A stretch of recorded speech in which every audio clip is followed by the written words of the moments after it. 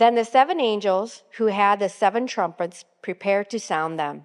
The first angel sounded his trumpet, and there came hail and fire mixed with blood, and it was hurled down to the earth. The third of the earth was burned up. A third of the trees were burned up, and all the green grass was burned up.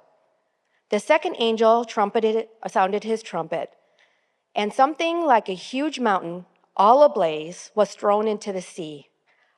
A third of the sea turned into blood. A third of the living creatures in the sea died, and a third of the ships were destroyed. Revelation chapter 9, verses 3 through 11. And out of the smoke, locusts came down on the earth and were given power like that of scorpions on earth. They were told not to harm the grass of the earth or any plant or tree, but only those people who did not have the seal of God on their forehead. They were not allowed to kill them, but only torture them for 5 months. And the agony they suffered was like that of the sting of the scorpion when it strikes. During those days, people were seeking death, but will not find it. They will long to die, but death will elude them. The locusts looked like horses prepared for battle, and on their heads they wore something like crowns of gold, and their faces resembled human faces. The hair was like woman's hair. Their teeth were like lion's teeth. They had breastplates like breastplates of iron, and the sound of their wings were like thundering of many horses and chariots rushing into battle. They had tails with stingers like scorpions, and in their tails they had power to torment people for 5 months. They had a king over them, the angel of abyss, whose name in Hebrew was Abaddon, and in Greek was Apollyon, that is, destroyer.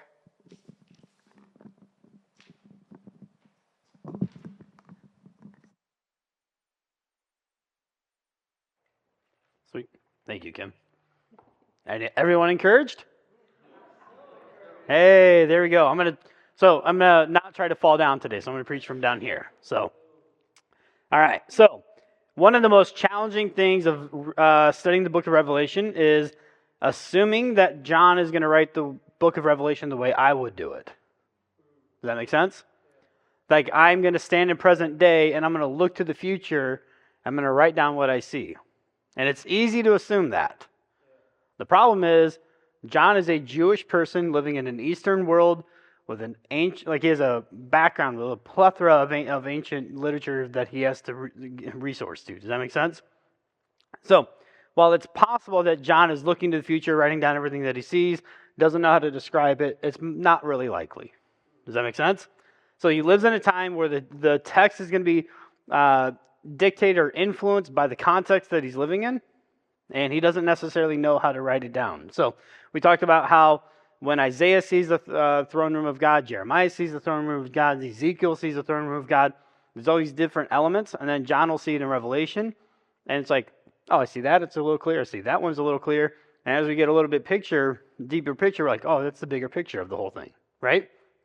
So, most of us, let's say where the screen is the future. Most of us think that when we stand here in present day like we are right now, we can look to the future and we just walk to the future. Right? Who would walk backwards? And why would you go backwards? Except that's exactly how the Jewish people did it. Isaiah chapter 2 verse 2 says this, in the last days. But in the Hebrew it says in the behind days. Every time they think about the future, in the Hebrew, it's in the behind days. Because for a Jewish person, they're standing in present day, and they're looking at the faithfulness of God as they back into the future. And God is directing their steps. God is saying, don't do this, but do this. Avoid these things. And as they do that, God is directing their steps the whole time. When they get screwed up is when they pause and they stop and they look at the realities of their current day, and their eyes go off of the faithfulness of God. And then they get worried. So what do? We turn to the future into an unknown future. We have no idea what we're thinking about or doing. So John is not writing Revelation, looking into the future, thinking, oh, wonder what these locusts are. Maybe the bombers, maybe it's Black Hawk, maybe he's not having that kind of reality, right? All you have to do is study the Hebrew Scriptures. Everything in Revelation has already been said. Everything in Revelation has already been talked about. And that's what we're going to think through. So, John is not standing in present day reality, overwhelmed with an unknown future. Does that make sense? He's looking at this going, okay, we're going to back into the future. We've already seen all these things before. So let's unpack it. Because when you and I sit down and we start reading the book of Revelation, we get a little overwhelmed. How many of us have avoided Revelation because it's too scary? Too complicated. Great. Then the entire Bible is too. And that's not what we should do, right? So let's read it as if we were like reading it from first century. So we're going to stand in the present day and we're going to back into the future and we're going to look at the faithfulness of God and how God has been faithful throughout all of history and He's directed and guided and led and protected His people, right? Doesn't make it we're safe from situations, but we're safe in situations, right? So he's writing in apocalyptic literature. John is reminding us that we have to make a choice. We can either give in to the luxuries of the empire, and that makes us nice and comfortable, and makes us, oh, look at this, I get distracted. Candy Crush level 759, right? Like I just keep going there. I get to doom scroll. I get to avoid all the realities of my life, but I just keep doing this. I get to live into the luxuries, right? When we see sales like 70% off, that's usually meaning somebody had to it cost them, they were enslaved, making that product for us, right? But hey, we got a good deal on it, right? So that's part of the luxuries of the empire. Or we live by the kingdom standards, which costs us in the moment, but God honors it for eternity. When we live by the empire standards, it's comfortable, we get lulled to sleep, we get distracted, we don't have to like waking up to say, oh, I'm actually here for a reason. Here, like, we're going to read some passages and it's going to talk about Jesus sitting down at the right hand of God. When Jesus sits down, what he's saying is, my part is done. I'm now giving the ministry over to the people, to the church. He sends Holy Spirit to be with us, to guide us and all this. But if we look around saying, man, why isn't the world better? Why isn't the world more like what Jesus said it was going to be? He's done his part. It's now up to you and I. Like 2 Corinthians talks about, he gives us the ministry of reconciliation. So, no pressure, just don't screw this whole thing up, right, people? Like, hey, awesome. So what John is doing, though, is it's easy to think through that we're just going to live into the empire and the luxuries of the empire and give into the like greatness of the day. Like, we love air conditioning. I'm not saying we should avoid that, right? Like, let's not be barbarians here. Let's enjoy those kind of things. But we should also enjoy it, but also be awakened to what's really going on. Apocalyptic literature awakens us to the realities of what's going on through imagery, through symbols, and through some numbers, right? There's reality, but then there's a true reality. And John is writing this to reveal to us what the true reality of what's really going on. So, Revelation 8:9 is the next window. When it says that John sees this, I turned and I saw, that's all those kind of things. So we have 7 angels, we have a golden censer, we have incense that's going to be offered up, which are the prayers of the saints or the Christians. So then we get more symbols and all this. Now, we get 3 sets of 7s, which in Hebrew culture is like ultimate completion. When we have so we had 7 seals. We talked about that last week. It kind of got intertwined with the 4 horsemen. We typically like to focus on the 4 horsemen because it's cool and there's some cool imagery and all that. But there are 7 seals that wrapped around that as well. So we're reading along, you're like, oh yeah, saw that. How many trumpets? 7 trumpets, and then we're going to see 7 bowls of wrath. When we see that, it means that there's ultimate completion. 777, right? So, ultimate completion meaning that evil and chaos is going to run its course, but at some point it's going to be completely done. Chaos and evil and all that has been running since Genesis chapter 3. And Revelation is reminding us, John is reminding us through this letter, that it's going to run its course and it's going to be done. How easy is it for you and I to think through? Evil is just always going to be here. Right? And our liberal society would tell us, hey, by human effort, we can make it better. We can evolve, we can get enlightened, we can just we have a better society, treat everybody better, and all this. Our conservative versions would say, no, it's all about the kingdom, but we like Jesus, but not necessarily all his kingdom ethics. And so you and I as Christians, we have to live together and be in the middle and realize that we have to partner with God. We accept the king and his kingdom. We don't get to pick and choose. And as we do that, you and I, we get to back into the future and be faithful to God and truly live out what true reality really looks like. We just don't like that, right? We would love for Jesus to wave a magic wand, say nice words, and have evil just be done, right? That's just not how it happened. He's handed this off to you and I. So John's reality is what he's seeing and he's writing down for Revelation, right? We have all the same realities going on. We just don't necessarily see it. We see this party as the evil. We see this person as the Antichrist. We see this thing going on around us and all that. And Jesus like, yeah, but there's still true reality behind all the smoke and mirror. And how easy is it for you and I to get, especially in election year, to get caught up in all the smoke and mirror? And Jesus was like, nope, just stay faithful to me, right? So these sevens and the threes and all that, it's a reminder that evil is going to be complete. It's going to have an end. God is not going to allow evil just to run its course forever. At some point, God's like, I'm done. And he's going to purify the earth, right? So John is going to see chaos and all this other stuff, and then he's going to see some things that should sound familiar if you've been reading the Bible. If you're new to the Bible, keep reading. You'll see some of these things pick up as well, right? He sees the water turn like a mixture of water into blood. He sees hail, and he sees locusts and armies of locusts. They describe like what the locust looks like, right? Is there anywhere in the Bible where there's a mixture of water and blood, where there's hail, where there's locusts? Exodus has it. Joel has it. Like all the apocryphal literature in the Hebrew scriptures has it. So let me just give you some of the highlights. Exodus chapter 7, the Nile, the water turns into blood. Exodus chapter 9 is the hail plague, right? Exodus chapter 10 is locust plague. So all this should start sounding familiar. So as the Babylonian exile, thousands of years after Exodus, they're in Judah, and the Babylonian exile is starting to happen, and Joel the prophet starts to has this vision. Let me just read to you Joel's vision. And here's what he says. Hear the elders, listen all who live in the land. This is Joel chapter 1.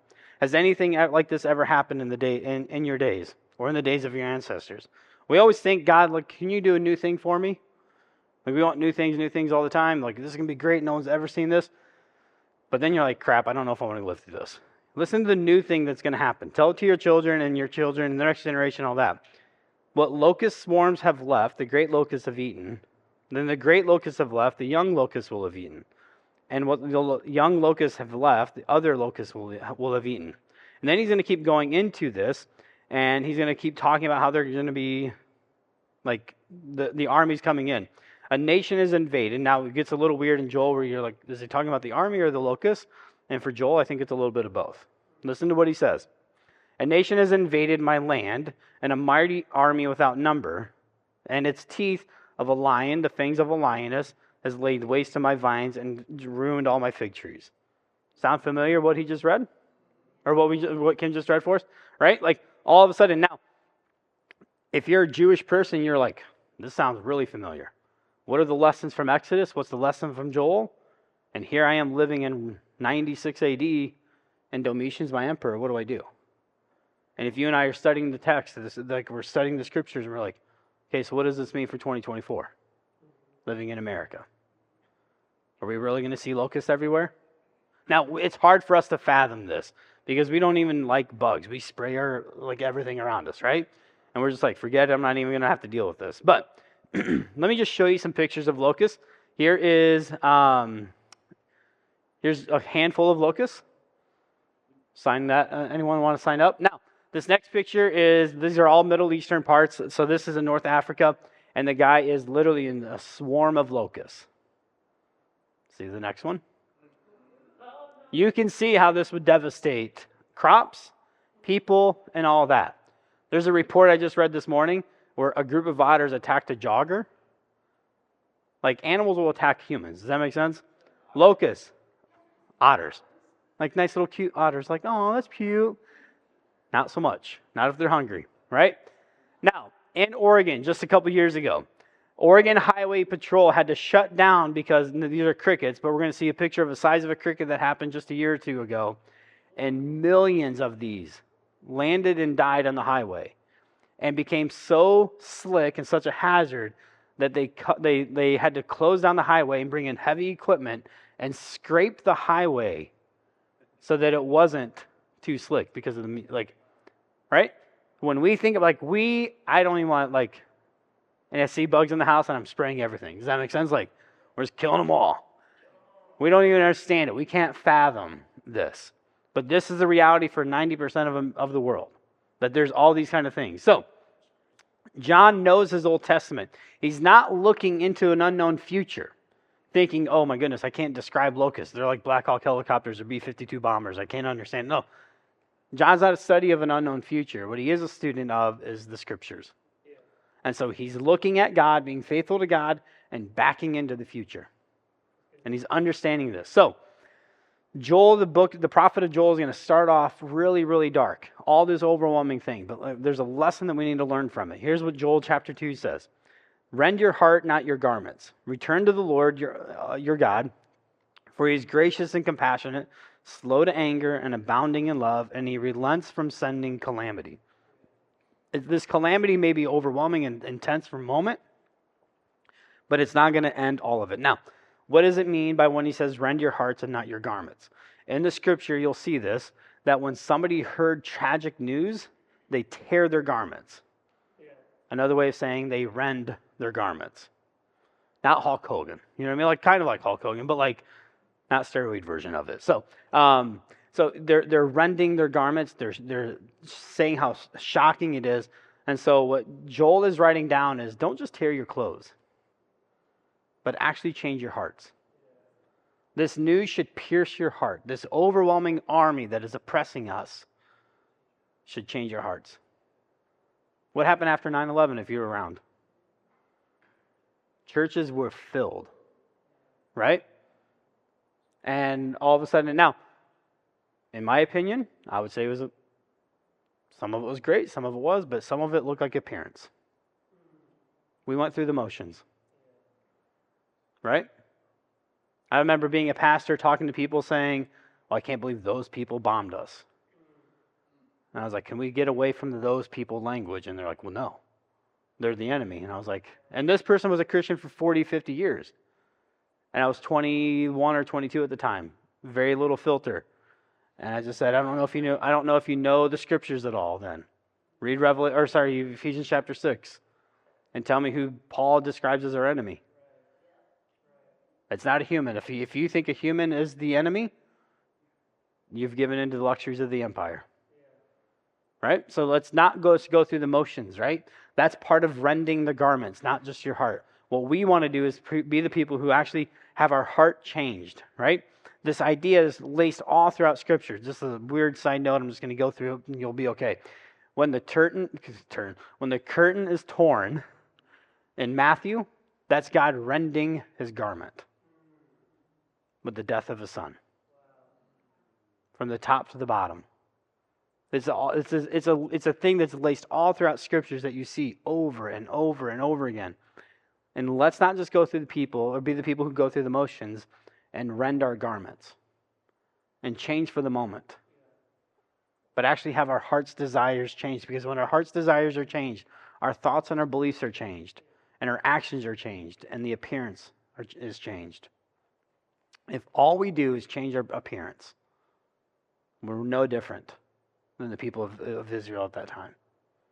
Let's not be those kind of people. Let's actually have our heart's desires changed. And God tells us this. He will give us a new heart. Right? If you don't have the desires of God's heart, pray that God would actually start changing your heart. Some of you enjoy your sin way too much. And then you get sad when you get caught. Because all of a sudden now somebody found your text messages, your search history or whatever. and you get called out, and you're like, oh, I'm really sorry I got caught, not really sorry that I actually did this.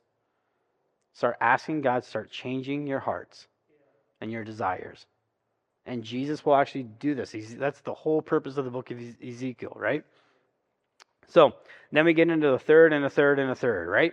So a third of the trees, a third of the stuff, but the whole grass, I don't know why the whole grass gets burnt up, but it does, right? But then you see a third of all this other stuff, and there's weird other thirds that we didn't read. This is there, you can read it yourself. But so, in my opinion, the idea of shalom is, we talked about the 4 relationships, but there's actually 3 major ones. The relationship between you and God is everything as it should be. That everything between you and others is as it should be. And you can throw the others as yourself in there as well. That's how some of the Jewish commentators would throw that in there. But then you in creation, right?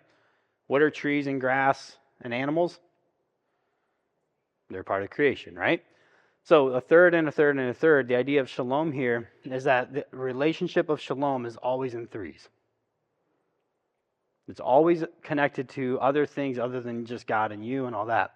And so this rendering, what we see in the trumpets and the seals and the wrath and all this and the destruction of the other 3 relationships is the very end of evil running its course in creation.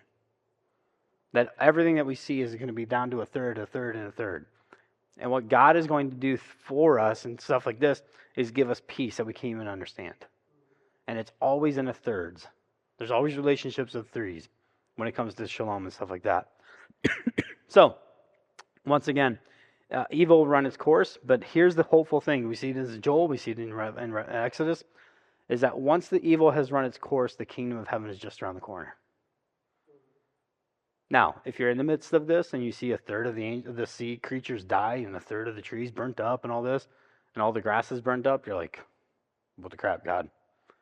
Like, I really don't want to be around.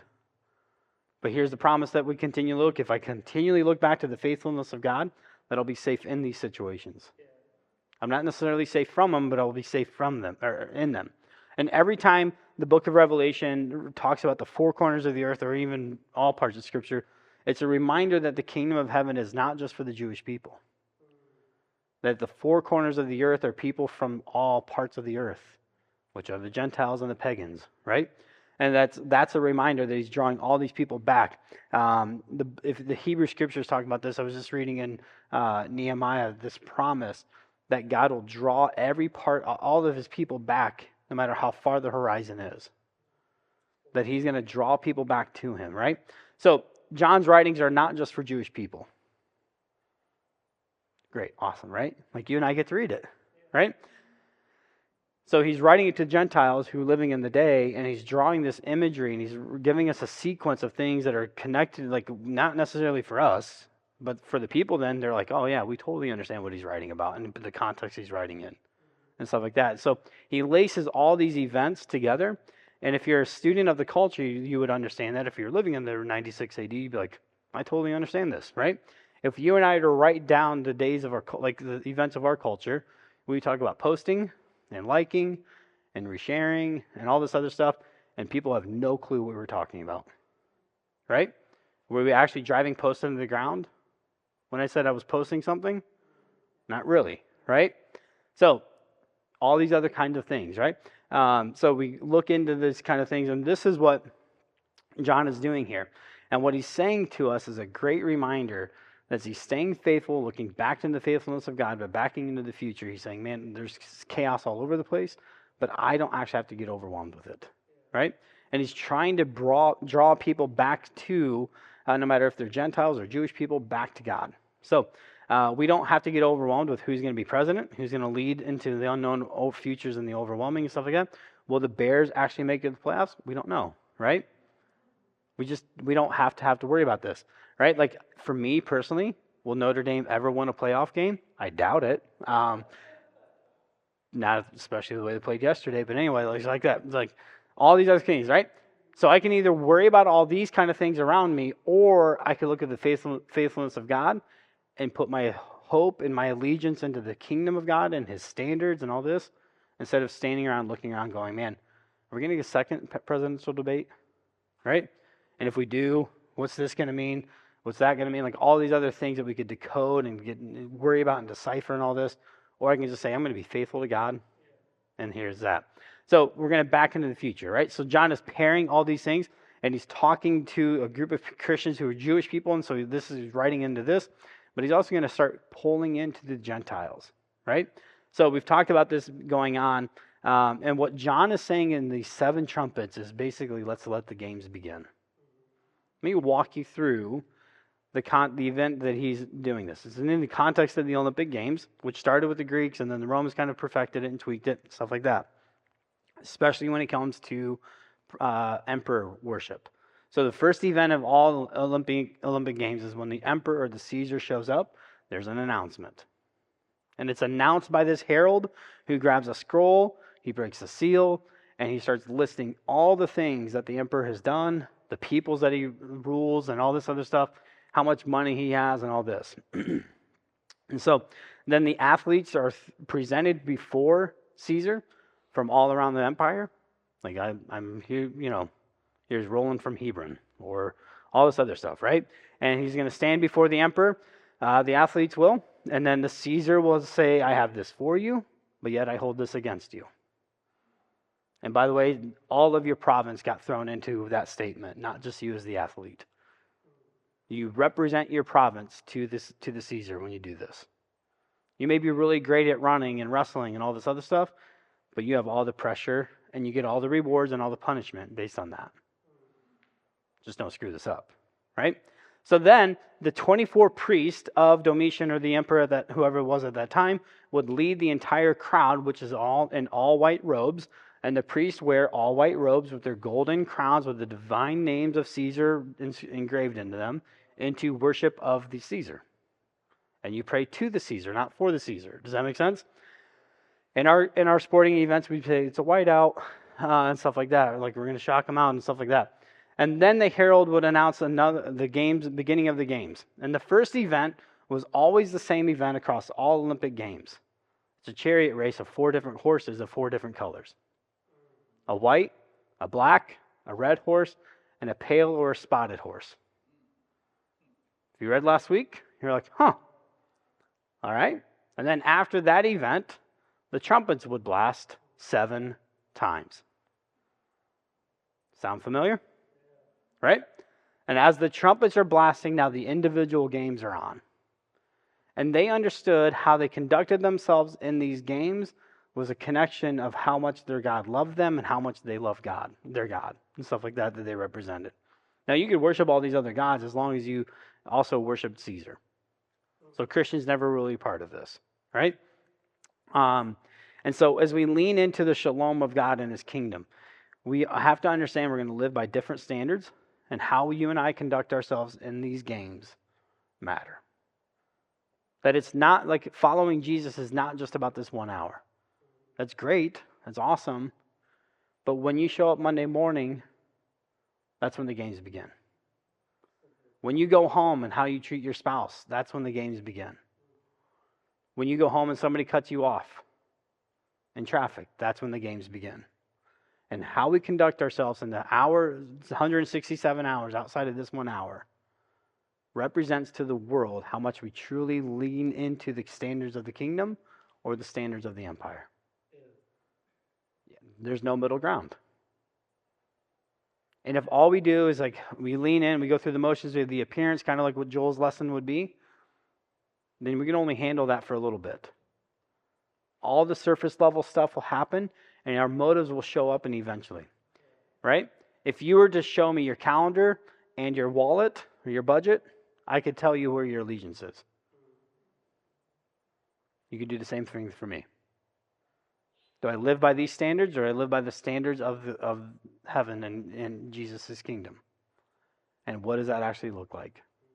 How we spend our time, our talent, and our resources, that's what truly would reveal our motives. So, now here's the deal. All the New Testament, they write these things out, and it's just like kind of laid out. So I'm just going to end today by reading some of the passages that kind of help us understand this. Here's Paul in 1 Corinthians chapter 9. Do you not know that all the people that are running a race, but they only one gets the prize? So run in such a way that you get the prize.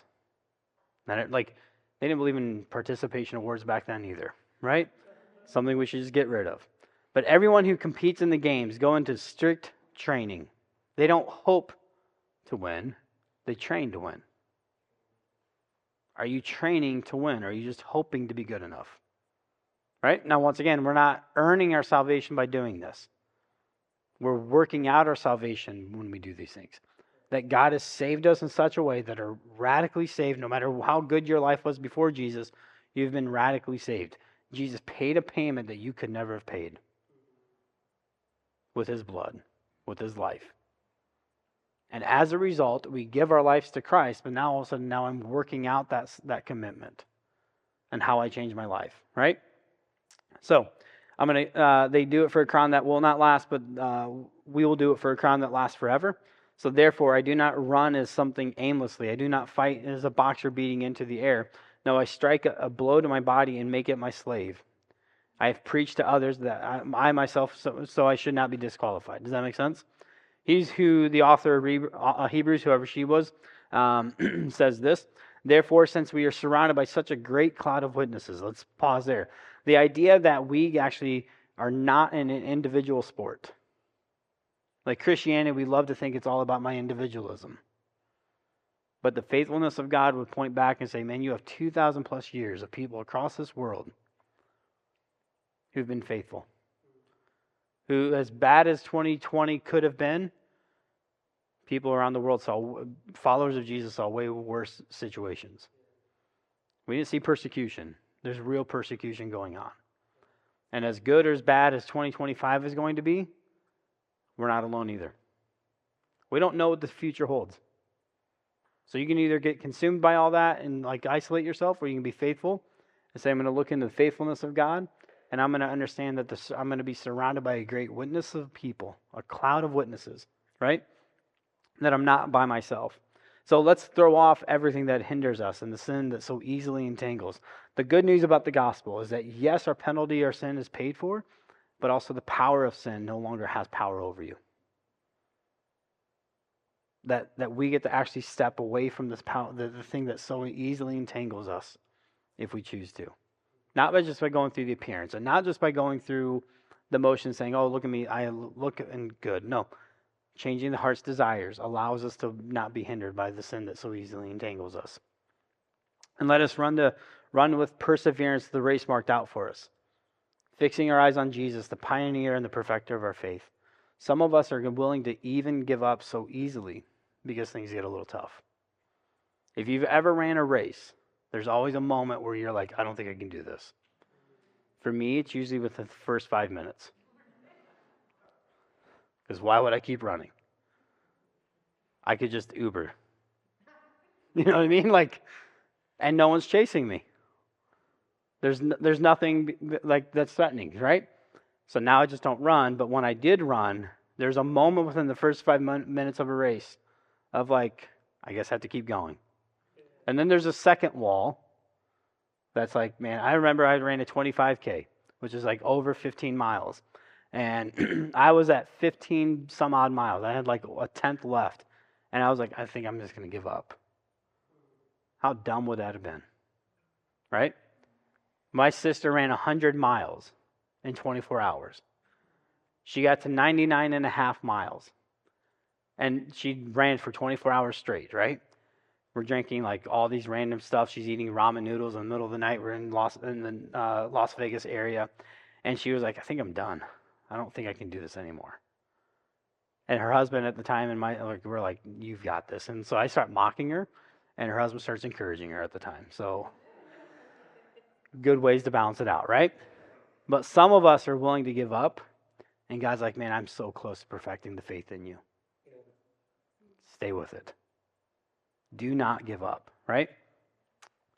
For joy was set before Christ, and he endured the cross, scorning its shame, and he sat down at the right hand of the throne of God. Considered him who endured such an opposition from sinners, so you may not grow weary or lose heart. And every time you see the idea of Jesus sitting down at the right hand of God, that means his task and his part is done. Right? There's one time where we see Jesus standing and cheering somebody on, and that's at the martyr of Stephen. So we're going to pull these together really quickly. Jesus' part is done. He's sitting down. He's giving you and I the ministry of reconciliation for the world. There are people far from God but close to you. Are you praying them into the kingdom of God? Are you living in such a way that their life would be like, man, I wonder what's different about fill in the blank? And as they ask you questions, are you willing to share your faith? What your story was like, how I met Christ, and how my life has been different then. And as you and I do this, are you living in such a way that Jesus would stand up and cheer you on? Because we do this for an audience of one. If people around you in this earth are cheering you on, great. Don't deny it. But don't live for it, because those aren't the applause that matters. Live in such a way that you you get Jesus out of the seat to cheer you on.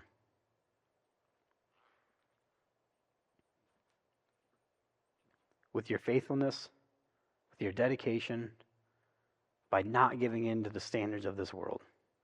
So last week we talked about the 4 horsemen. And the 4 horsemen are great warnings for you and I as Christians to say, man, something's coming and we have to stand in the face of that.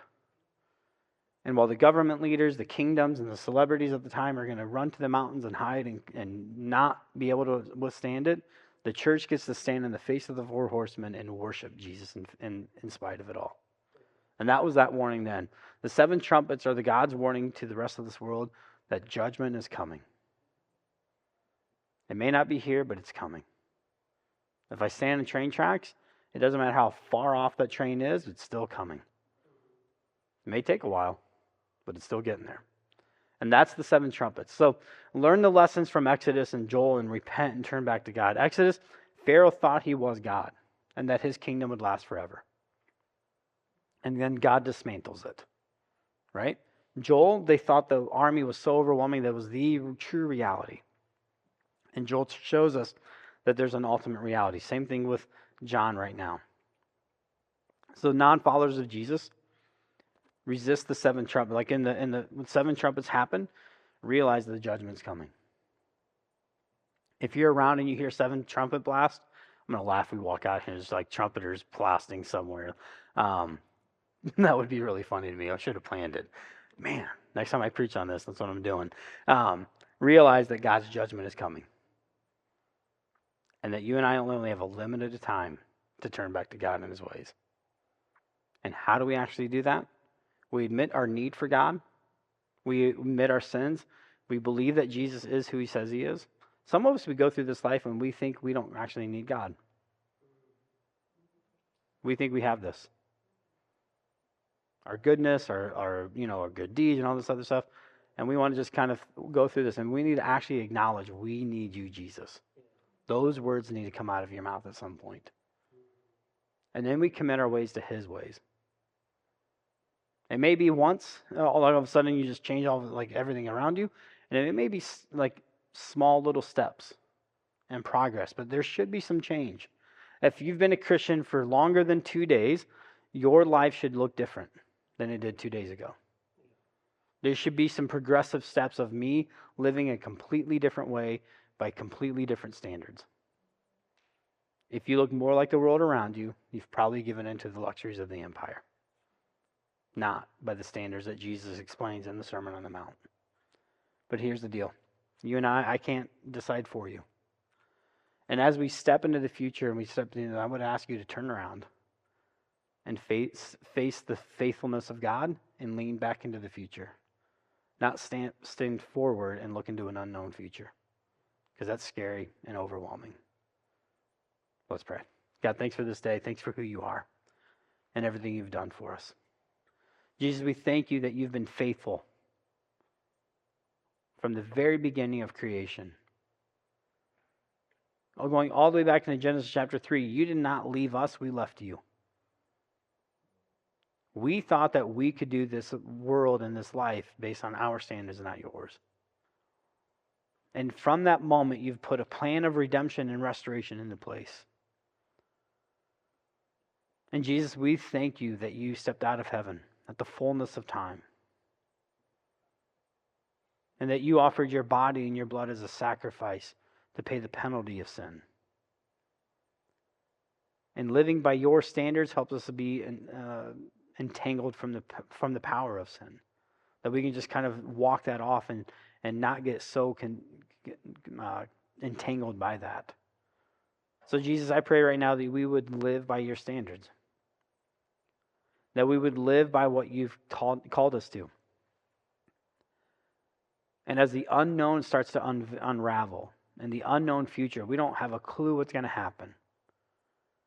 God, would our hope and our faithfulness not be put into a party, not be put into an election results, not be put into anything other than you.